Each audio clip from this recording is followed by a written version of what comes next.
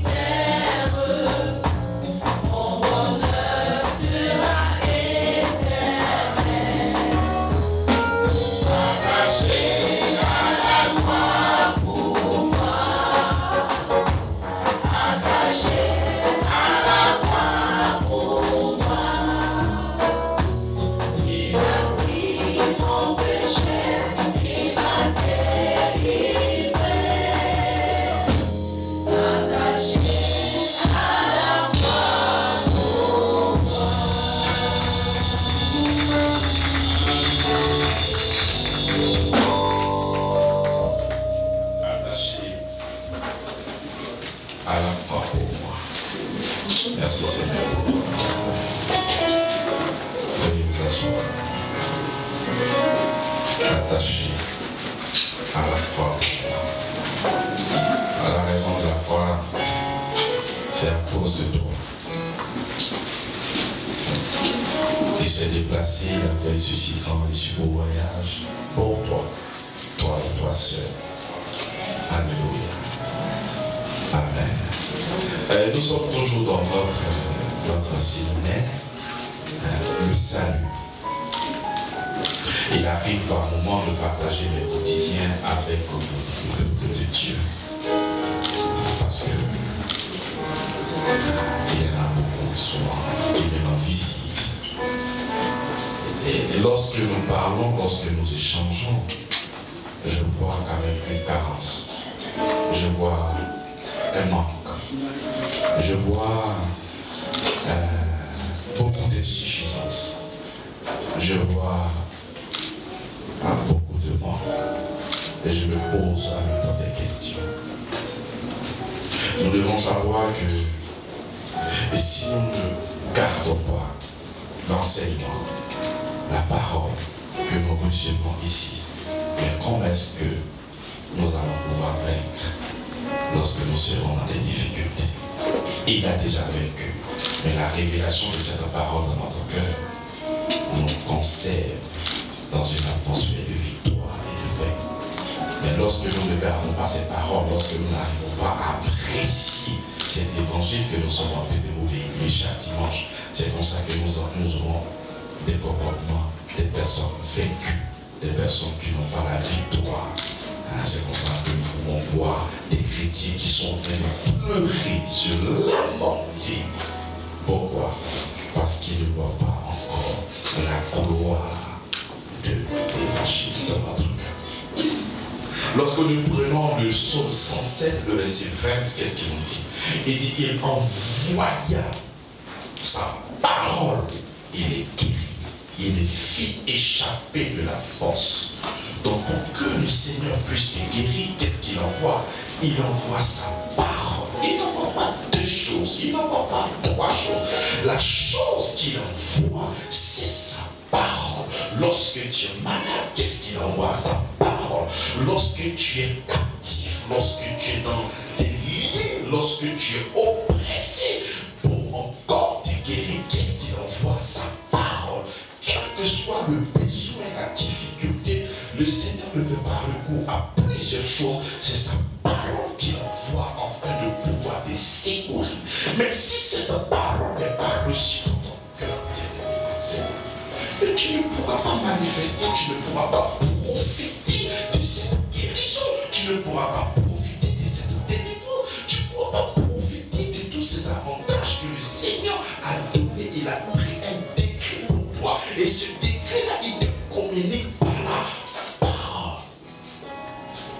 Et je suis étonné de cette rapidité légendaire. Au soir de la prédication, tout ce que vous avez entendu avec les oreilles, nous ne voyons plus ces choses-là enracinées et fondées en vous. Mais pourtant, la puissance, la Bible déclare que l'évangile est la puissance de Dieu pour le salut de quiconque croit. Donc, pour que nous puissions recevoir la puissance de Dieu, mais c'est au travers de sa parole. La Bible dit la foi vient de ce qu'on entend, et ce qu'on entend nous vient la parole de Christ. Mais si nous sommes là en train de véhiculer cette parole, et que cette parole entre ici et sort de l'autre côté, mais quelle est cette parole qui pourra te tenir dans cette victoire? Nous arrivons à voir des gens qui viennent. Amen. Alléluia. Tu vois ces personnes-là qui sont très enthousiasmées, contentes d'avoir entendu cette parole. Mais lorsque vous sortez là, dans ce culte-là, tout ce que vous avez entendu part de l'autre côté. Mais comment est-ce que vous pourriez alors faire? Mais il faudrait que cette parole-là soit trouvée dans votre cœur. Et si nous ne gardons pas cette parole, mais comment est-ce que nous allons vaincre? Comment est-ce que nous allons vaincre? Il envoya sa parole, il est guéri. Il n'y a pas de solution avec le Seigneur. Il procède toujours parfois par sa parole. Même quand tu vas aller voir Jean chapitre 1, le verset 1 à 4, il dit au commencement était quoi? La parole. Toutes choses ont été faites par quoi? Par la parole. Et nous devons comprendre que si nous sommes à l'image et à la ressemblance de Dieu, si le Seigneur va créer toutes choses par la parole, mais nous aussi, nous allons créer quelque chose par la parole. Donc, ce n'est pas quelque chose à prendre à la légère. Nous devons nous affectionner de cette parole qui nous vient du Seigneur. Parce que cette parole-là, elle est créatrice. Ce n'est pas cette parole-là qui t'a créé. Donc, si tu dois vivre encore dans ce monde, ce n'est pas cette parole-là que nous devons utiliser afin de vivre. Mais pour que tu puisses avoir l'homologue, pour que tu puisses avoir le même langage comme lui, mais il faudrait comprendre sa parole et la garder dans ton cœur. Si tu n'apportes pas une grande importance à sa parole, mais comment est-ce que tu pourras bénéficier de ses fruits? D'autres choses ont été faites par elle. Il n'y a pas une chose qui a été faite sans la parole. Tout a été fait pour elle et par elle. C'est pas sa parole qui soutient toutes choses. C'est sa parole qui soutient le monde. C'est la parole qui fait de toi un enfant de Dieu. C'est cette parole qui va te conduire jusqu'à l'éternité. Mais pourquoi ne pas garder cette parole-là au détente de ton cœur? Pourquoi ne pas garder cette parole? Toutes ces choses-là vont disparaître. La guérison va disparaître. Le parler en langue va disparaître. Les prophéties vont disparaître. Mais s'il y a une seule chose qui ne passera pas, c'est quoi? C'est sa parole qui est dans ton cœur. Et c'est cette parole-là qui va te maintenir dans l'éternité. Mais toi, tu ne veux pas garder cette parole-là dans ton cœur. Mais comment est-ce que tu vas manifester cette délivrance? Et un sujet comme le salut. Le salut, c'est très important pour toi et pour moi. Et nous avons là dans ce séminaire, point par point, afin de pouvoir véritablement comprendre combien de fois le Seigneur nous a délivrés. Et si nous ne gardons pas tout ce que je suis en train de donner par l'aide du Saint-Esprit, par l'entremise de son esprit, si nous n'arrivons pas à garder ces paroles-là dans notre cœur, mais dis-moi, comment est-ce que tu vas vaincre? Tu vaincras comment? La Bible déclare que c'est ce que tu entends, c'est ce qui te bâtit. Mais si cette parole-là, tu ne la reçois pas dans ton cœur, mais qu'est-ce qui fera ta fondation? Qu'est-ce qui fera ta fondation si tu ne gardes pas cette parole-là dans ton cœur? La Bible dit à tous ceux qui l'ont reçu, mais ces personnes-là ont reçu quoi? La parole. Qui est le Christ, qui est la lumière des hommes, à tous ceux qui l'ont reçu, à ceux qui croient en son nom, elle a donné le pouvoir de devenir enfant de Dieu. Donc on ne peut pas venir écouter le message et au soir te poser la question, mais qu'est-ce que tu as entendu de la prédication?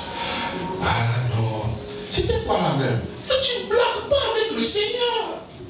Nous avons besoin de ces éléments-là, afin de pouvoir vaincre. La Bible déclare qu'ils l'ont vécu à cause du sang et de la parole de leur témoignage. Mais quel est donc ce témoignage? C'est le témoignage qui concerne Jésus-Christ, ce qu'il a fait à la croix du Golgotha. C'est ça que nous appelons évangile. Ce n'est pas témoignage. Aujourd'hui, je me suis réveillé, j'étais donc. C'est pas ça, c'est le témoignage du Christ.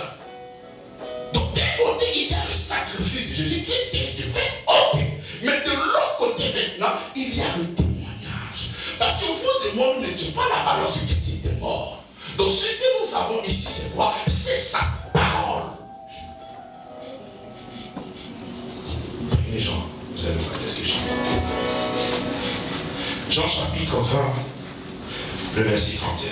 Il dit, mais ces choses ont été écrites afin que vous croyiez que Jésus est le Christ, le Fils de Dieu, et qu'en croyant, vous ayez la vie en son nom. Donc vous voyez que la croyance nous donne accès à la vie comment? À la vie éternelle, à la vie abondante. Mais si nous parlons de croire, cela veut dire que nous avons entendu. C'est comme ça que Corinthiens dit, mais comment croiront-ils s'il n'y a personne pour annoncer l'évangile? Mais nous sommes là pour annoncer l'évangile, mais où se trouve présent dans ton cœur? Parce qu'il faudrait que cette parole-là puisse trouver une terre fertile. C'est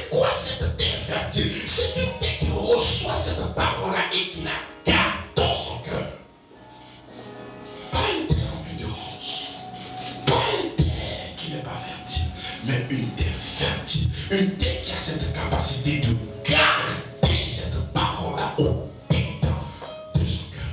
Parce que c'est de là que provient le miracle. C'est de là que provient toute chose. Alléluia. Puis non, hébreu. Regarde ce que l'hébreu nous dit.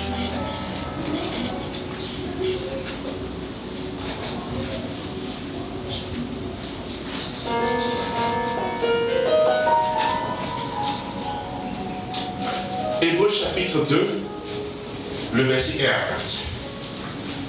Il dit par la parole, nous sommes purifiés. Non, Hébreux chapitre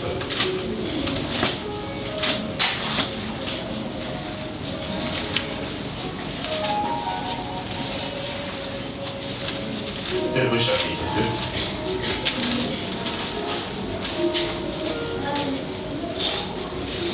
2. Le verset 1. C'est pourquoi nous devons d'autant plus nous attacher aux choses que nous avons quoi? Non, je lis pourquoi. C'est pourquoi nous devons d'autant plus nous attacher aux choses que nous avons entendues, de peur que nous ne soyons emportés loin d'elle. Car si la parole annoncée par les anges a eu son effet, et si toute transgression et toute désobéissance a reçu une juste rétribution, comment échapperons-nous en négligeant un si grand salut qui, annoncé d'abord par le Seigneur, nous a été confirmé par ceux qui l'ont entendu? Dieu appuyant leur témoignage par les signes, des prodiges et divers miracles, et par des dons, et par les dons du Saint-Esprit distribués selon sa volonté. C'est pourquoi nous devons d'autant plus nous attacher aux choses que nous avons quoi? Aux choses que nous avons quoi? Mais est-ce que tu t'attaches à cette parole qui sort de cette chaîne? Est-ce que nous nous attachons à cette parole? Je te pose la question. Parce que si tu t'attaches véritablement à cette parole, mais tu seras à mesure de pouvoir donner avec simplicité ce que nous prêchons ici. Alléluia. C'est pourquoi nous devons d'autant plus nous attacher aux choses que nous avons entendues, de peur que nous soyons emportés loin d'elles. Le Seigneur, pour te délivrer, il a envoyé sa parole. Et il te demande que nous puissions véritablement nous attacher à cette parole, pour ne pas que nous puissions être loin d'elle. Attacher à cette parole. Bien aimé, je ne peux pas vraiment ouvrir mon cœur pour que tu puisses venir voir l'état de mon cœur. Mais pour ta délivrance, il n'y a pas deux médicaments, il y a la parole.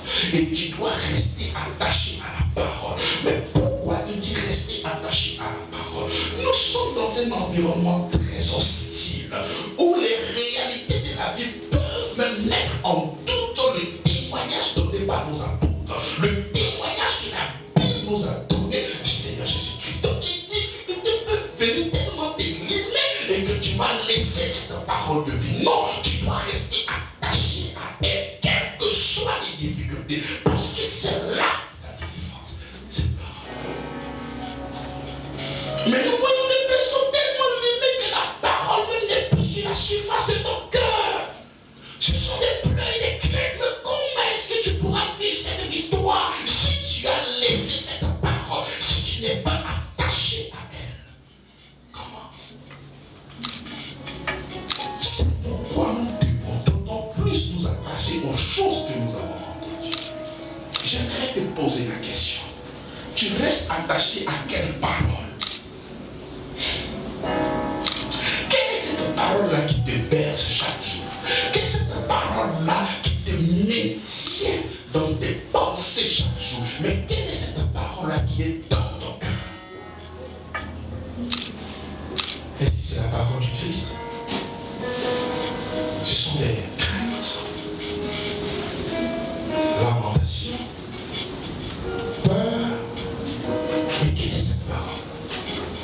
C'est pourquoi nous devons d'autant plus nous attacher aux choses que nous avons entendues, de peur que nous soyons emportés loin d'elle. Car si la parole annoncée par les anges a eu son effet, c'est comme ça qu'il va établir maintenant un contraste. Parce que là, nous sommes dans la nouvelle alliance. Il va dire que si tu ne gardes pas cette parole-là, mais tu seras loin d'elle, tu ne pourras pas jouir. Et il va maintenant établir le contraste en parlant de la première alliance, de l'alliance chapeautée par qui? Par Moïse. Qu'est-ce qu'il dit? Car si la parole annoncée par des anges a eu son effet, et si toute transgression et toute désobéissance a reçu une juste rétribution, comment échapperions-nous en négligeant un si grand salut? Ce salut-là, il est vaste, c'est un océan. Il va dans les profondeurs de ton être. Il n'y a pas une partie de ta vie où le salut n'a pas trouvé sa solution. Mais si tu es loin d'elle, mais tu vas échapper à un si grand salut. Ce salut-là, il est vaste et il est venu pour toi. Je dis que Jésus, il est Dieu. Tout ce qu'il a fait, il n'a pas besoin de ça. Il a fait uniquement que pour toi. Mais si toi, tu dois négliger un si grand salut, mais il n'y a pas d'autres médicaments. Il n'y a pas d'autres médicaments. Tu n'as pas si pas quel moyen. Mais c'est pas sa parole. Il envoie sa parole pour guérir. Mais si toi tu ne veux pas recevoir sa parole pour guérir, mais qu'est-ce que tu veux recevoir? Des fétiches guéris. Qu'est-ce que tu veux recevoir? Des offrandes sacrificielles pour guérir. Qu'est-ce que tu veux recevoir? Des rites et des cérémonies. Qu'est-ce que tu veux recevoir? Pour ta guérison, c'est sa parole. Qu'est-ce que nous avons entendu? Qu'est-ce que nous avons entendu? Là, nous sommes en Hébreux, chapitre 2. Et nous fait cette déclaration. Il dit, quand il continue au chapitre 2 de verset 1 à 4, Dieu appuyant le témoignage par des signes. Donc, lorsqu'il va attirer l'attention de toutes ces personnes-là, depuis la parole des anges, lorsque les anges ont transmis la loi à Moïse, lorsqu'ils ont transmis cette loi-là à qui? À Moïse. Regardez bien le peuple de Dieu, lorsque ce peuple-là quittait en Égypte, ce peuple-là murmurait à chaque fois, mais jamais ils n'ont eu de problème. Lorsqu'ils sont arrivés devant la mer, ah Moïse, tu nous as conduits ici pour nous tuer, mais pourquoi tu ne nous as pas laissés de l'autre côté? Ils ne sont pas morts. Et quand ils ont traversé la mer, ils ont eu faim. Ils ont commencé à murmurer à Moïse, comment est-ce qu'on va manger? La manne est venue. Après encore, ils voulaient manger la carte. Ah non, oui, ils se plaignaient à chaque fois. Mais lorsque la loi est arrivée, lorsqu'ils se sont plaints pour la toute première fois, les serpents sont sortis de mordre. Donc si la parole des anges a pu avoir des effets, ce n'est pas la parole de la grâce qui ne doit pas suivre la puissance totalitaire de notre Seigneur Jésus-Christ. Amen. Si la parole des anges a pu avoir son effet à cause des murmures, mais ces murmures, ils ont fait ça plusieurs fois. Mais cette fois-ci, ils sont rentrés dans une alliance. Et cette alliance-là, lorsque tu murmures, tu es frappé. Donc si cette parole-là a pu avoir des effets, mais est la parole que nous avons reçue de Christ. Donc on ne peut pas venir douter de sa parole. Si la parole des anges a pu avoir de l'effet, mais est la parole de Christ. C'est comme ça que nous devons rester attachés à quoi? À cette parole. Et même quand les prédécesseurs, nous passons maintenant dans la nouvelle alliance. Quand les prédécesseurs sont venus et ils ont commencé à annoncer l'évangile, mais nous avons vu des signes, nous avons vu des prodiges au travers de leur vie. Ce ne sont pas des histoires, c'est la réalité. Et même nous-mêmes de cette génération, nous avons expérimenté ce Dieu-là dans sa parole. Nous avons prié pour des gens et des gens sont guéris au nom de Jésus-Christ. Donc c'est accompagné des signes et des prodiges. Donc comment est-ce que nous arrivons avec tous ces témoignages-là à ne pas rester attachés à sa parole? Pourtant nous voulons le salut. Pourtant nous voulons cette délivrance. Pourtant nous voulons cette assurance. Pourtant nous voulons cette sûreté. Mais comment? Pour comprendre cette parole-là, nous revenons en Hébreux chapitre 1, le verset 1. Après avoir autrefois, à plusieurs reprises et de plusieurs manières, parlé à nos pères par les prophètes, Dieu, dans ces derniers temps, nous a parlé par le Fils qui a hérité de toutes choses, par lesquelles il a aussi créé le monde. Je prends cette version-là en Darby. J'aime bien sa manière. Dieu ayant autrefois, à plusieurs reprises et en plusieurs manières, parlait au Père par les prophètes. À la fin de ces jours-là, nous a parlé dans le Fils. Dans le Fils. Qu'il a établi héritier de toutes choses, par lequel aussi il a fait les mondes, qui étant le resplendissement de sa gloire et l'empreinte de sa substance, et soutenant toutes choses par la parole et sa puissance, ayant fait par lui-même la purification des péchés, s'est assis à la droite de la majesté dans les hauts lieux. C'est ce que nous avons entendu. Le reste, il va continuer encore à exalter tout ce que le Seigneur Jésus-Christ. Voilà pourquoi au chapitre 2, il commence, c'est pourquoi. C'est pourquoi. À cause de ce qui a été dit en Hébreux chapitre 1, le verset 1er. Qu'est-ce qu'il nous a dit là-bas? Et qui, étant le reflet de sa gloire et l'empreinte de sa personne, et soutenant toutes choses par sa parole puissante, a fait la purification des péchés et s'est assis à la droite de sa majesté divine dans les lieux très hauts. Devenu d'autant supérieur aux anges qu'il a hérité le nom le plus excellent que le leur. Est-ce qu'il vous comprenez ça? C'est extraordinaire. Est-ce que vous comprenez comment je comprends? Après avoir fait quoi? La purification de quoi? Le problème de l'humanité, c'est quoi? C'est le problème du péché. Le salaire du péché, c'est là. Car tous ont péché et sont privés de la gloire de Dieu. Mais le Seigneur, il a purifié, après avoir purifié le péché de l'humanité de entière. Et c'est quoi? Et c'est assis. Lorsque tu vas lire Éphésiens, tu vas comprendre la suite de être assis. En fait, de faire de tes ennemis ton marche bien. L'ennemi de l'homme, c'est qui? Hein? Satan et ses sous-produits. Donc quand le Seigneur va s'asseoir, après avoir fait la purification, il n'y a aucune chose qui peut crier contre toi. Parce qu'avant le péché, le diable ne pouvait pas s'attaquer à Adam. Il ne pouvait rien lui faire. Rien du tout. Aujourd'hui, nous sommes près de 8 milliards d'habitants.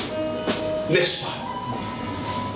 Mais les mêmes démons là n'ont pas encore augmenté. C'est les mêmes démons qui étaient dans le jardin. C'est les mêmes démons qui sont encore présents. Est-ce qu'on est d'accord? Donc tous les démons qui existaient autrefois là, devant Adam seul, il n'a pas pu faire quelque chose. Il est passé par la ruse. Parce que s'il était fort là, la ruse c'est pour les faibles. La ruse c'est pour celui qui n'a pas cette capacité de pouvoir faire un affront. Donc il passe toujours par des moyens assez subtils afin de pouvoir t'avoir. S'il était aussi fort, il était aussi puissant, mais il allait s'attaquer directement à Adam en l'obligeant à manger.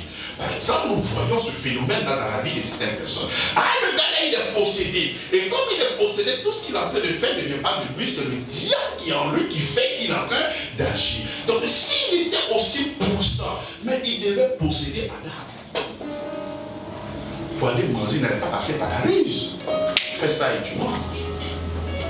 Donc, si, avec toute sa clique, il n'a pas pu faire ça. C'est pas maintenant nous sommes 8 milliards là qui fera avec les enfants de Dieu. Il est trop petit dans notre affaire. C'est un enfant. C'est parce que tu ne connais pas qu'il te laisse encore te manipuler. C'est un fœtus. Il est faible. Il est vaincu. Nous sommes en train de parler de quelqu'un qui est mort spirituellement. Nous sommes en train de parler de quelqu'un qui n'a pas de pouvoir d'autorité sur ta vie. À chaque fois, c'est quelle fête? C'est fête de Toussaint pour les morts. À chaque fois qu'on fait la fête de Toussaint, il faut penser au diable parce qu'il est mort. Il ne peut rien contre ta vie. Il faudrait que tu aies cette conception-là dans ton cœur. Pourquoi? La Bible dit, après avoir purifié le péché de l'humanité, parce que c'est à cause du péché que la maladie, la mort, la maladie et toutes ces choses-là sont rentrées en vigueur. Mais si le Seigneur a fini de nettoyer, il a fini de te purifier de tout ça. Mais qu'est-ce qui peut être encore un problème pour toi? Maintenant, c'est toi qui as l'autorité. C'est toi maintenant qui as l'autorité. Et fais de tes ennemis qui...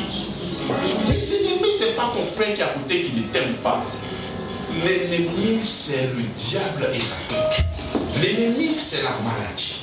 L'ennemi, c'est les maladies incurables. L'ennemi, c'est tout ce qui ne glorifie pas le Seigneur. Et il a fait de tout ça une marche. Mais est-ce que tu arrives à garder cette parole dans ton cœur? C'est pour ça que quand tu finis de déclarer, c'est pourquoi nous devons d'autant plus nous attacher aux choses que nous avons entendues. Et qu'est-ce que tu as entendu? C'est d'avoir l'assurance que tous tes péchés te sont comment? Pardonnés. Si tes péchés te sont pardonnés, mais quel est le problème? Quel est le problème? Si tes péchés te sont pardonnés, mais quel est le problème? Le Seigneur est venu nous sauver de quoi? Matthieu chapitre 1, le verset 21. De nos péchés. Maintenant, s'il a fini de faire la purification de nos péchés, mais quel est ton problème?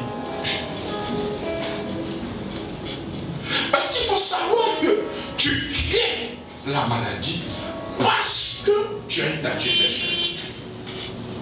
Lorsque nous avons cette nature pécheresse, nous pouvons craindre beaucoup de choses. On peut avoir peur parce qu'à n'importe quel moment, des choses peuvent venir nous envahir à cause de cette nature-là qui ne fait qu'appeler les sous-produits de la mort. Mais lorsque nous sommes en Christ, lorsque nous sommes purifiés, lorsque nous sommes nettoyés et transportés dans son royaume, mais nous n'avons plus à craindre ces genres de choses-là. Voilà pourquoi nous devons nous attacher aux choses que nous avons. Les choses que nous avons entendues, ce n'est pas la loi. Les choses que nous avons entendues, ce n'est pas les liens. Les choses que nous avons entendues ne sont pas les échecs que nous voyons en longueur de journée, mais les choses que nous avons entendues, c'est la gloire du Fils de Dieu. Ce qu'il a fait pour nous à la croix de Golgotha. Ce sont ces paroles-là que tu dois les mettre dans ton cœur. Tu dois rester attaché à cette parole-là. C'est alors que tu verras la gloire de Dieu. Josué l'a dit, il dit que le livre de la loi ne s'éloigne point de toi. Mais dit ce livre-là comment? C'est alors. Mais puisque nous avons changé de dispensation, puisque nous avons changé de leader, puisque nous avons changé d'alliance, que le livre de la grâce ne s'éloigne point de toi, c'est alors que tu auras la supériorité sur toutes choses. Amen. Mais si tu ne restes pas attaché à la parole de la grâce, mais que veux-tu? Au bout après une prédication, tu ne sais même pas de quoi on a parlé. Il y a d'autres même du thème, même ils ne savent pas c'est quoi. Mais tu veux faire comment?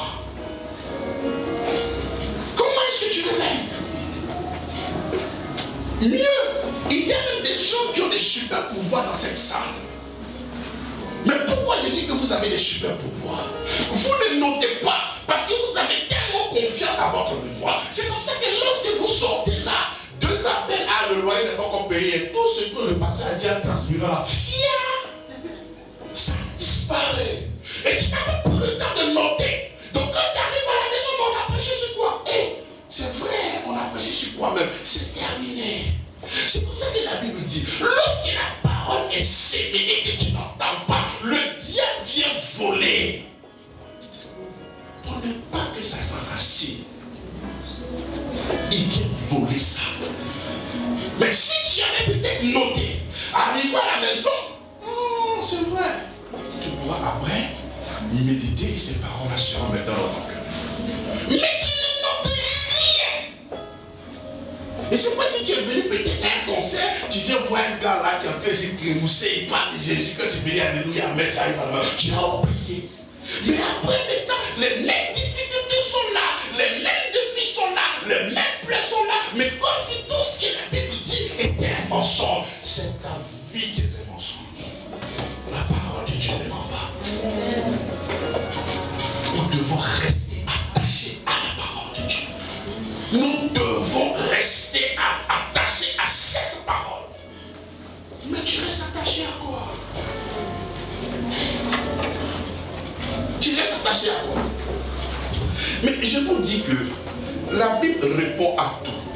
Si le Seigneur nous demande de rester attaché à la parole, c'est parce que comme un prophète, il sait que les difficultés de la vie peuvent t'amener à t'éloigner d'elle.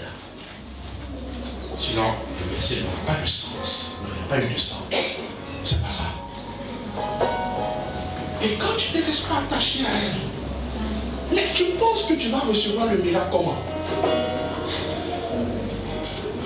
Parce que c'est de l'abondance du cœur que là, si tu restes attaché à cette parole-là, lorsque les défis vont se lever ça et là, tu ne pourras que répondre, tu ne pourras que proclamer la parole qui est enracinée et fondée dans ton cœur. Mais comme il n'y a rien là-dedans, lorsqu'il aura des difficultés, ça sera comme elle pleure. Je vais faire comment? Quelle est la situation? Seigneur, Seigneur. Il n'y a pas Seigneur. La Bible déclare qu'il a envoyé sa parole. Il dit qu'il n'a pas envoyé Seigneur. Il a envoyé sa parole. Et tu fais quoi avec cette parole qu'il a envoyée? Tu as mis cette parole-là où? Tu peux voir, il y a d'autres même qui ouvrent la Bible, qui déposent ça au chevet du lit. Il y en a d'autres qui ouvrent la Bible, qui mettent ça dans les voitures. Il y en a d'autres qui prennent la Bible, ils mettent ça partout. Mais si tu ne lis pas, ça ne fait rien. Ce n'est pas fétiche. En fait, tu as des tendances de féticheurs. Tu penses que ce sont des amulettes. Tu penses que ce sont des choses quand tu as déployé là, ça te protège. Il n'y a rien là-dedans. Tant que cette parole-là ne se trouve pas dans son cœur, c'est comme un livre comme tout autre.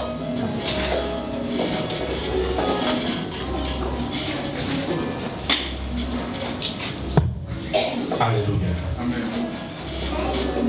Il faudrait que ça soit là. Il dit que tout ça a été que tu puisses en. Vous avez oublié pour que.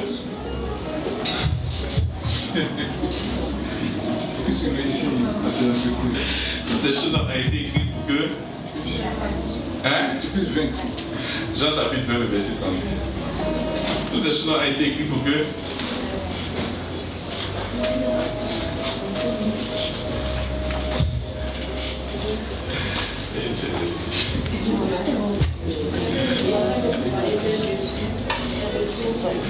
Tout ça a été écrit afin que vous croyez.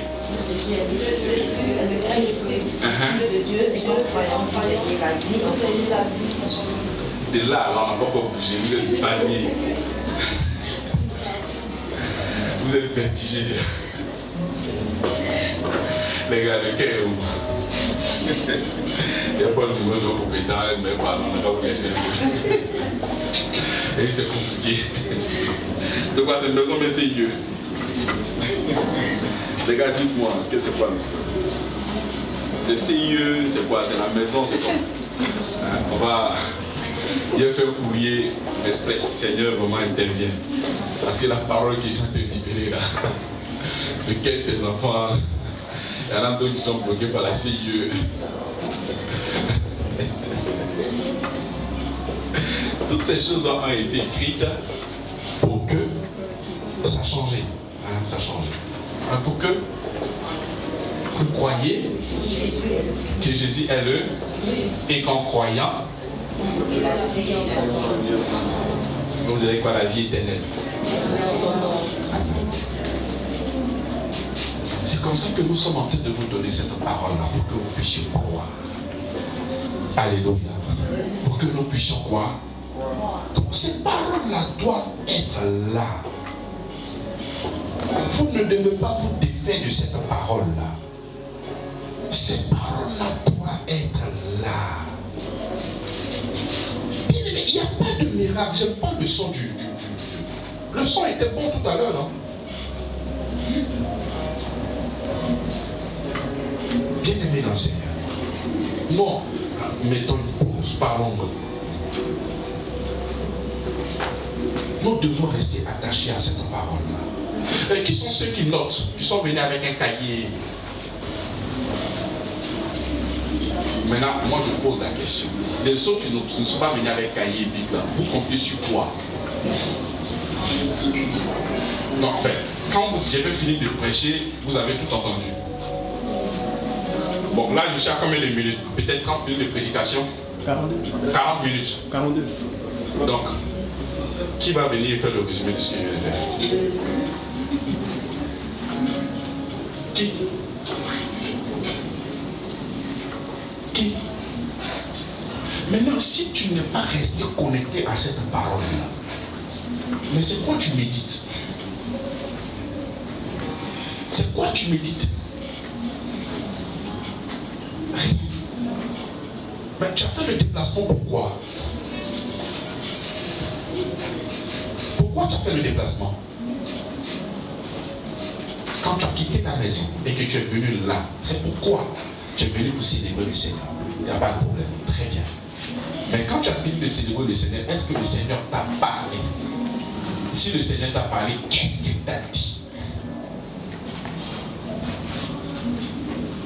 Mais si tu oublies ce que lui t'a donné comme information, bien aimé dans le Seigneur, je continue la prédication. Il faut savoir que le salut, et si nous devons parler des trois aspects du salut, c'est moi qui le dis. Il y a l'aspect historique, c'est-à-dire le passé, le présent et le futur. C'est comme ça que tout ce que nous sommes en train de dire présentement, je puise ça dans l'histoire. Je puise ça dans tout ce qu'il a fait. Pas qu'il va faire. Parce qu'il a déjà, c'est au passé. Est-ce que vous comprenez? Tout est déjà, Christ est déjà venu. Il est parti à Golgotha, il a été chicoté, il a été frappé, son sang est versé, il est monté aux cieux, il est ressuscité, monté aux cieux, il allait répandre son sang. Tout ça, c'est le... Il a déjà fait. Donc, il nous a déjà sauvés. Christ nous a déjà sauvés par l'acte, par son sacrifice et par tout ce qu'il a fait. Il nous a déjà sauvés. Ça, c'est le passé. C'est comme ça que lorsque nous avons l'information, lorsque nous rentrons dans le christianisme, nous avons l'assurance que nous sommes déjà sauvés. On ne peut plus venir pleurer, se lamenter. Est-ce que j'aurai le ciel? Est-ce que j'aurai le paradis? Est-ce que si? Est-ce que ça? Parce que j'ai l'information, j'ai la croyance dans mon cœur que je suis déjà comment? Déjà sauvé au passé. Celui qui est encore là, présentement, en train de cogiter pour savoir s'il est sauvé ou il n'est pas encore sauvé, c'est parce qu'il n'a pas encore compris l'œuvre de la croix. S'il avait compris l'œuvre de la croix, mais il serait en train de parler ça au passé. Moi, je suis déjà sauvé. Depuis que accepté le Seigneur Jésus-Christ, terminé. Je suis déjà sauvé. Il m'a sauvé. Ça, c'est l'aspect historique. Déjà fait. Alléluia.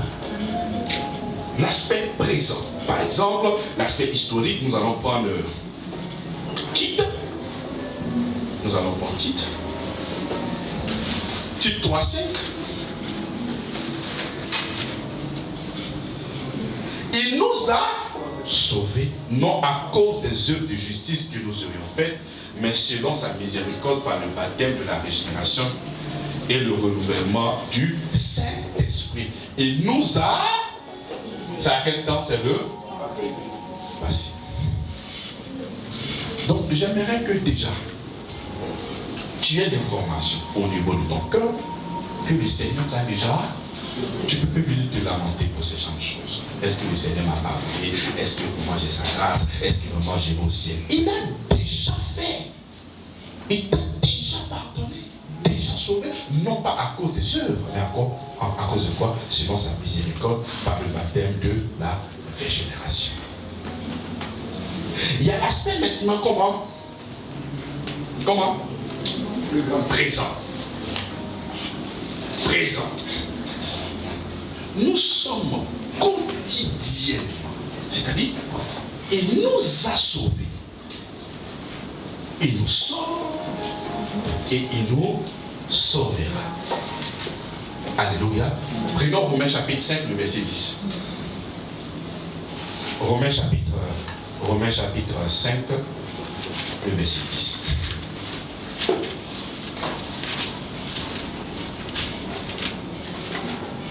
Romains chapitre 5, le verset 10. Car si, lorsque nous étions ennemis, nous avons été réconciliés avec Dieu par la mort de son Fils, à plus forte raison, étant réconciliés, serons-nous sauvés par sa vie. C'est-à-dire, lorsque nous étions ennemis entre Dieu et nous, c'est là même qu'il devait nous exterminer. Mais qu'est-ce qu'il a fait? Mais maintenant que je suis sauvé, pour des difficultés présentes, pour les adversités qui se lèveront contre moi maintenant, mais est-ce qu'il me sauvera? Je pose la question. Est-ce qu'il nous sauvera? Mais bien évidemment. Donc il y a l'aspect passé. Donc il faut savoir chaque fois qu'il y a des défis qui se lèvent contre toi, des gens qui vont se lever sans motif, même avec des motifs, dans le seul but de te faire du mal, le Seigneur est avec toi et c'est celui qui te garde. C'est celui qui te garde. Quel que soit le problème qui arrive, tu dois avoir cette assurance. Le salut, sur les trois aspects, il y a le passé, il y a le présent et il y a le futur. Le Seigneur ne nous sauve pas. Il dit, bon, je vous ai sauvé, allez-y vous débrouiller dans la jungle là-bas. Il est avec nous jusqu'au jour de sa venue. Il est avec nous. Il dit, je te conseillerai. Je te montrerai la voie à suivre. Je te montrerai le chemin. Je serai avec toi. Je ne t'abandonnerai point. Donc quand il dit je serai avec toi, il est en train de parler de nous qui sommes dans cette génération. Et il est avec nous. C'est lui qui nous donne la force, c'est lui qui nous donne la capacité. Des gens vont se lever d'une manière ou d'une autre afin d'aller te passer, envoyer ton nom chez les féticheurs, vouloir peut-être t'abattre. Mais quand ces personnes vont se lever pour aller faire toutes ces choses-là, le Seigneur, il est avec toi et c'est celui-là même qui te délivre à chaque fois. Ton aspect présent, c'est de croire continuellement dans ton cœur que le Seigneur est avec toi. Et s'il a pu te sauver lorsque vous étiez ennemis, lorsque vous étiez quoi? Il est venu mourir pour toi. Et maintenant que vous êtes réconciliés, c'est-à-dire père et fils, maintenant que vous êtes ensemble, main dans la main, mon fils chéri. Et puis tu te poses la question, est-ce que le Seigneur va me sauver de cet danger-là? Voici le docteur vient de me dire que non, j'ai tumeur. Le docteur vient de me dire que j'ai cancer. Seigneur, est-ce que tu vas me sauver? Quand tu étais ennemi, vagabond, bandit là, il allait te sauver. Il n'y avait pas d'intérêt. Là même, il fallait exterminer cette terre-là. Mais il a dit non, je viens sauver ces bandits-là. Maintenant, il a fini de te sauver. Bon, c'est comme un enfant de la rue. On dit la rue n'enfant pas des enfants. C'est un langage. Tu vas, tu soulèves le gars, tu dis bon, mon amour est tombé sur toi. Je te ferai mon enfant. Je te récupère. Allons à la maison. Et puis le gars il arrive, il voit toutes les nourritures qui sont là. Et qu'est-ce que ça a même bon donner à manger même? Est-ce que le budget est-ce qu'il est normal? Hein? Parce que les relations bien là, est-ce que ça vont me donner aussi à manger? Non. Tu ne peux pas te poser cette question-là. Tu étais ennemi de Dieu. Il est venu te sauver. Maintenant, tu es réconcilié avec lui. Ah Seigneur, est-ce que je vais travailler dans ma vie une fois encore? Seigneur, est-ce que je pourrais encore me marier? Seigneur, est-ce que je pourrais même avoir des enfants? Seigneur, est-ce que tu vois, est-ce que je ne vais pas sortir s'il ne faut pas me chasser même de cette maison? Et Seigneur, est-ce que demain aussi j'aurai une famille, un foyer avec des enfants? Est-ce que moi là même je les sens même? Est-ce que j'aurai même aussi le bonheur? Et voici des gens qui étaient ennemis, le Seigneur les a sauvés. Et puis maintenant, vous êtes maintenant ces enfants légitimes. Ce qui appartient au Père, appartient au Fils. Et là maintenant, voici des choses comme ça qui te posent. Quand tu étais ennemi, tu ne pensais même pas à ça. Maintenant que le Seigneur t'a sauvé, voici à quoi tu es en train de penser. Il faut savoir qu'il est avec nous. Prenons Hébreux chapitre 5, verset 25.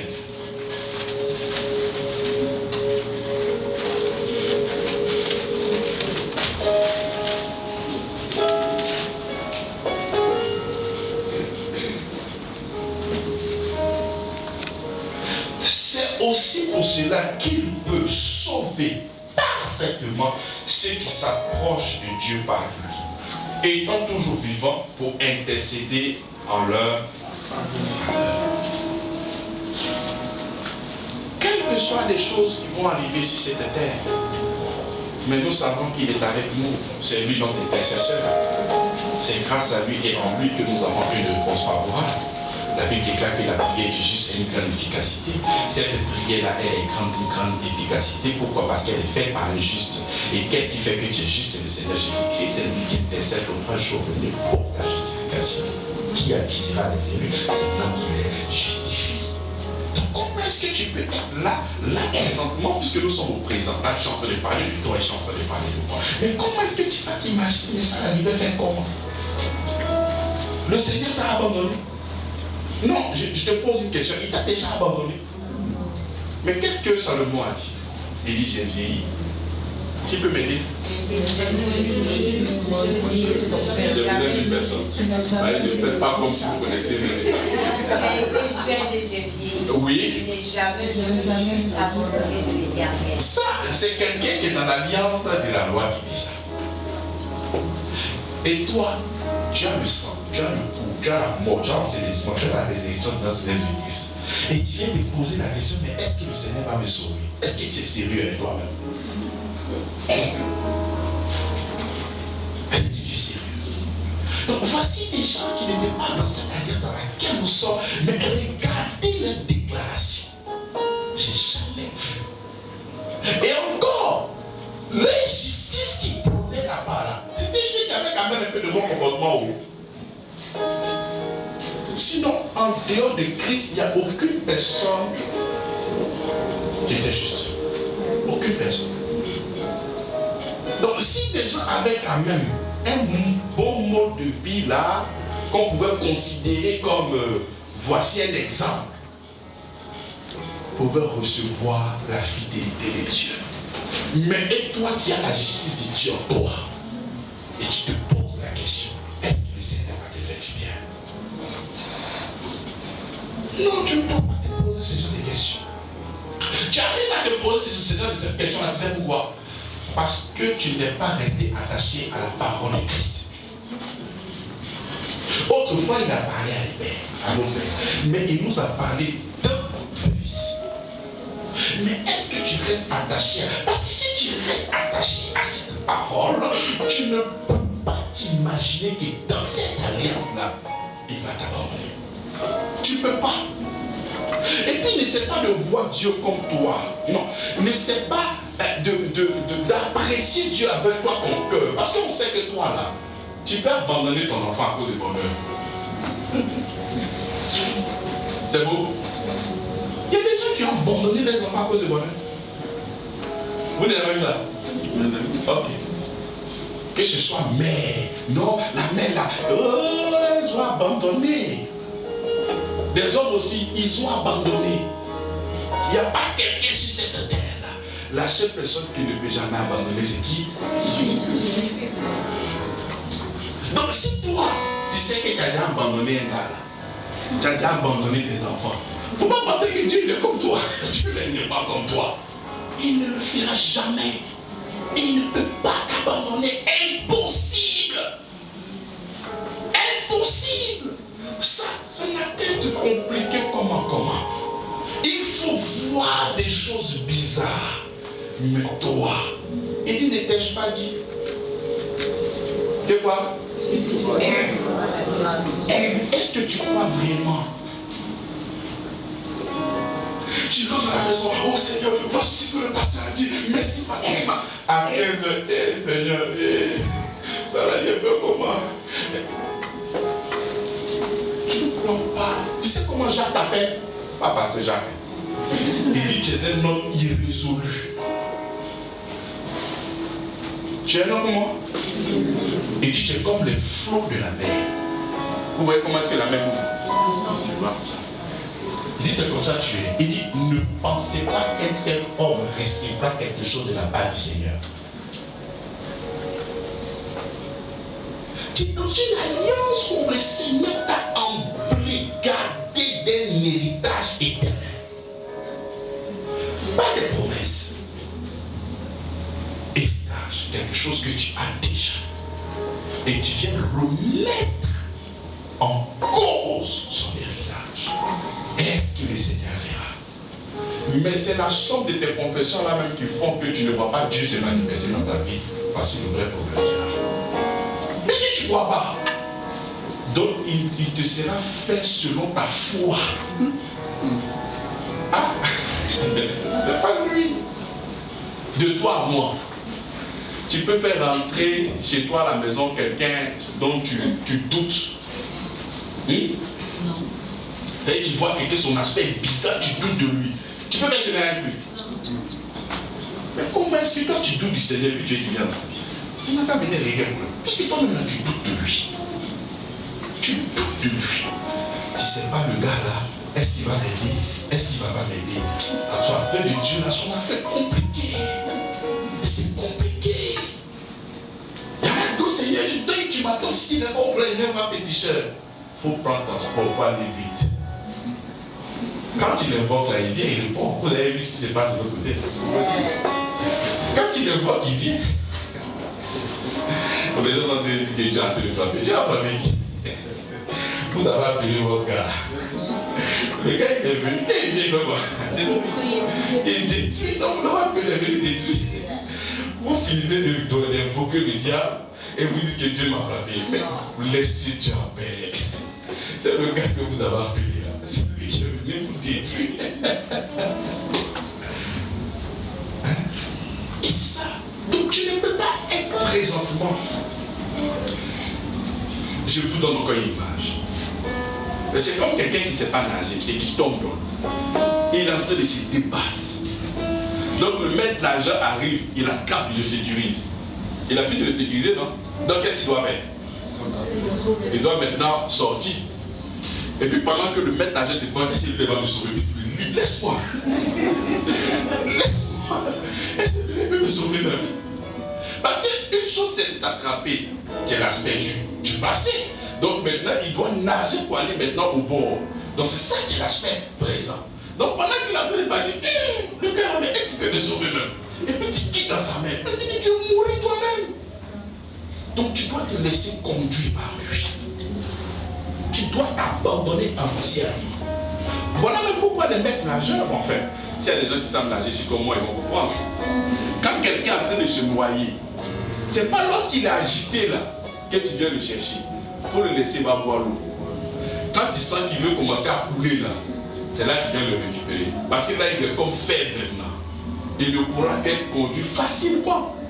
Sinon, quand il est agité, il peut te donner un fou coup et puis toi, tu vas rentrer là. C'est comme ça qu'il a dit, venez à moi, vous qui êtes quoi? Fatigués. Il y a des gens qui ne sont pas encore fatigués. Quand on va voir vos visages là, vous n'êtes pas fatigués. C'est pour ça que des gens sont en train de geler 40 jours pour avoir un miracle. Tu n'es pas encore fatigué, papa.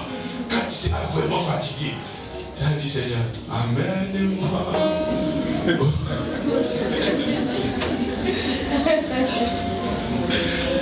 encore fatigué. Donc tu ne peux pas être là, présentement, et penser que Dieu m'a sauvé. C'est fini, là, il m'a laissé maintenant, moi-même avec le problème pour que moi-même je puisse me débrouiller. Non, c'est pas ça. Il nous a sauvés, il nous sauve, et il nous sauvera. Alléluia.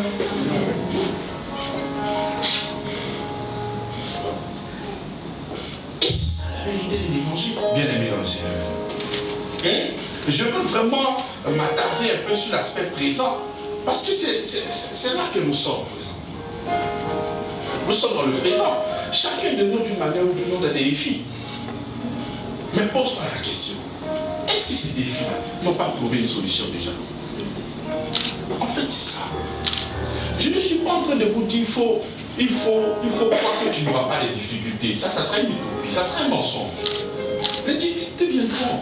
Parce qu'à côté de la gloire, il y a aussi des souffrances.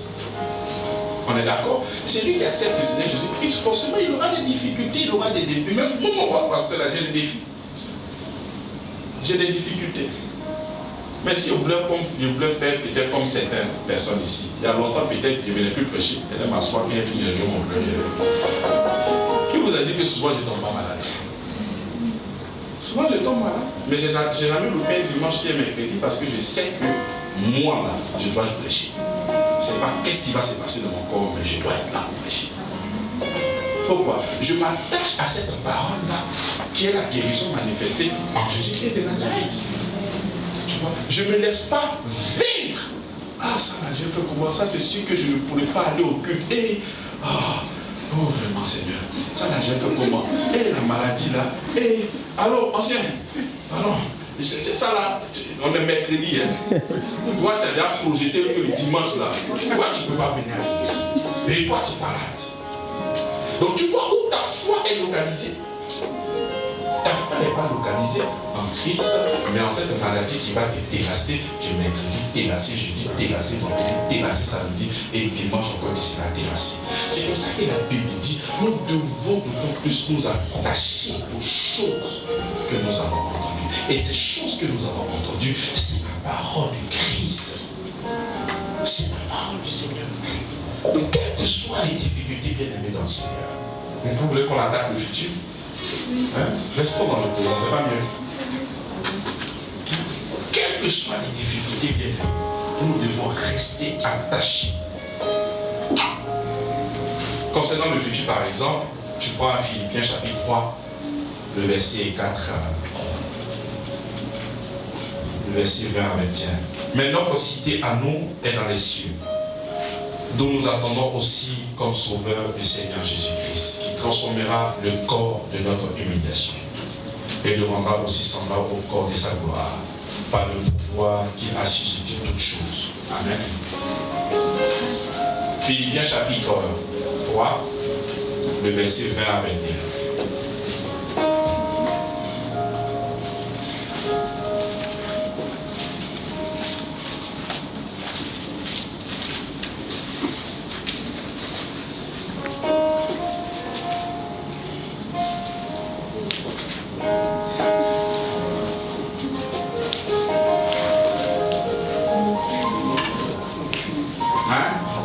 Philippiens, vous savez pas où c'est? Philippiens chapitre 3, le verset 20 à 21. Qu'est-ce qu'il dit? Mais notre cité à nous est dans les cieux, d'où nous attendons aussi comme sauveur le Seigneur Jésus-Christ. Qui, quoi, transformera le corps de notre humiliation en le rendant semblable au corps de sa gloire par le pouvoir qu'il a de s'assujettir toutes choses. Il a appelé le corps là de quoi? Humiliation. Corps de Humiliation. corps de Humiliation. Tu vois comment est-ce qu'il qualifie ce corps-là? Un corps de quoi? Humiliation. En fait, c'est ce corps-là qui cache la gloire qui est en toi. C'est à cause de ce corps-là que tu es humilié. Si aujourd'hui le propriétaire vient te chasser de ta maison, c'est pour garder ce corps-là. N'est-ce pas? Si aujourd'hui le propriétaire vient te chasser de la maison, c'est à cause de quoi? C'est pas pour résister l'esprit. C'est pour garder quoi? C'est ce corps-là. Si aujourd'hui il n'a pas l'argent pour payer les vrais pommades qui étaient bien noirs, c'est ce corps de quoi? D'humiliation. Tu es humilié. Et si tu n'as pas encore l'argent pour payer les bons vêtements qui s'est pincé, ça c'est quoi? Donc nous supportons cette humiliation là, ça fait rien. Alléluia. Parce qu'il viendra changer ce corps d'humiliation là en le corps de gloire. Voilà pourquoi nous ne pouvons pas nous attarder aux choses extérieures. Ça là, ça va pourrir. Ça va pourrir. Le véritable corps là, ça c'est le vrai corps que le Seigneur va nous envoyer. C'est pas, vous n'allez pas embellir ça. Non. C'est un corps qui est déjà au top. Amen. Qui est déjà au top. Donc là, ça concerne maintenant quoi? Et même quand ça concerne le futur, remarquez qu'il ne parle pas du bien matériel, tout ça non. Il parle seulement que du renouvellement de notre corps. Mais pour vous amener à comprendre qu'il nous a déjà tout donné. Et la seule chose qui concerne le futur, c'est ce corps qui sera glorifié. C'est tout. C'est tout. Il n'y a pas autre chose. Tout ce dont tu as besoin est déjà manifesté en Christ. Il faut croire pour recevoir. Et si tu ne crois pas, bien-aimé dans le Seigneur, ça sera difficile pour toi et moi. Tu comprends?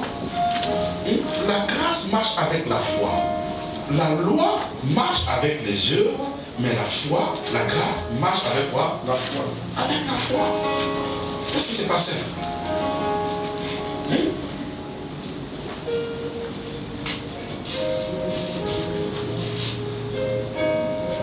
Amen. Alléluia. Amen. Donc, bien aimés dans le Seigneur, nous ne pouvons pas être là, être des enfants de Dieu, être héritiers, co-héritiers avec le Christ et douter de l'héritage que nous avons. Regardez souvent comment est-ce que les enfants se comportent. Non, on ne peut pas y aller à l'argent. Et toi, tu n'es même pas capable de dire que toi aussi, ton papa il a l'argent. Regardez, voilà pourquoi la Bible dit le royaume des cieux, c'est comme des enfants. Il faut que tu aies le cœur comme celui d'un enfant. Parce que l'enfant, comment est-ce que l'enfant réagit? L'enfant, il peut taper sa poitrine, mon papa il a l'argent. Même si son papa est déchargé, le fait de lui avoir donné un peu seulement, il dit son papa, comment? Mais il doit.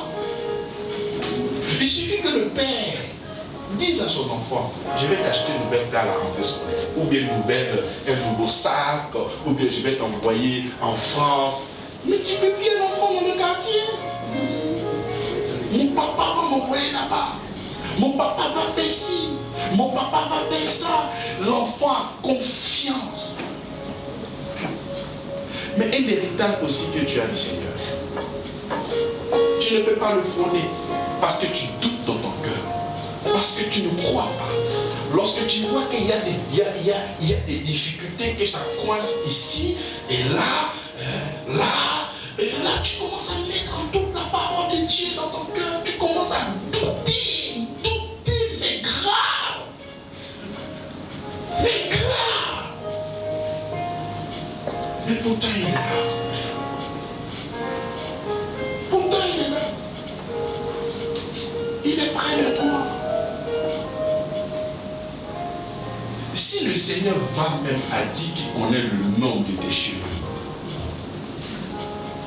ne pensez pas que c'est chaque tête, c'est-à-dire quand tu as tel âge, tu as peut-être 1 milliard de cheveux sur ta tête. Non, rien n'est défini. On est d'accord? Rien n'est défini. Mais le Seigneur dit qu'il connaît le nombre de tes cheveux. Mais pourquoi il le dit? C'est à dessein. C'est pour te faire comprendre quoi? Qu'il s'occupe.